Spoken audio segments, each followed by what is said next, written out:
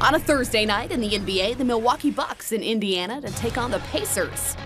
Head coaches Frank Vogel and Jason Kidd facing off. And in this first quarter, Giannis Antetokounmpo looking for Chris Middleton, and he'll find him. Knocking it down from deep, that would put Milwaukee up 13-9 early in the game. Michael Carter-Williams driving down the lane, finishing the layup over a defender. He led Milwaukee with 28 points and 8 rebounds on the night.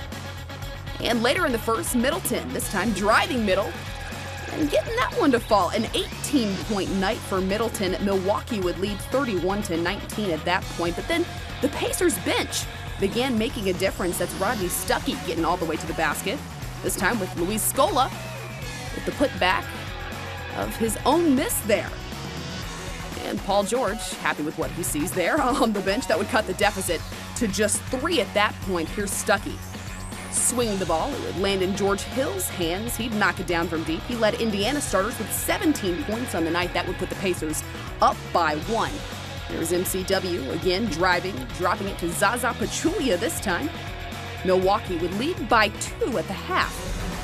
Now here in the third quarter, Solomon Hill stealing the ball, headed the other way. He'll get it up to George Hill for the easy slam. That would put the Pacers up by 1. Ian Mahinmi, now later in the third, cleaning up Luis Scola's miss. And Indiana would start to pull away, leading the way, 73-67.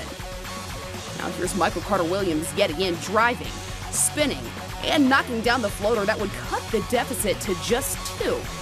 Now heading into the fourth quarter, here's Ersan Ilyasova driving baseline and finishing the reverse layup. Indiana leading the way 88-85.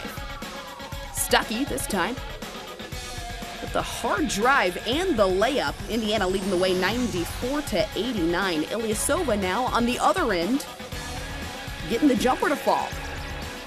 A tight race until the very end of this game. Here we are with the clock winding down in the fourth quarter. Tied up at 96, Middleton with a chance to win it. He can't get the jumper to go, and we're headed into overtime, 96-96. Scola in OT. The mid-range jumper over Ilyasova. That would put Indiana up by 3. Now later in overtime, Stuckey with a nice handle, hitting the fadeaway as well. Roy Hibbert and Paul George again liking what they see from the bench as Indiana would hold on to win it in overtime, 109-103.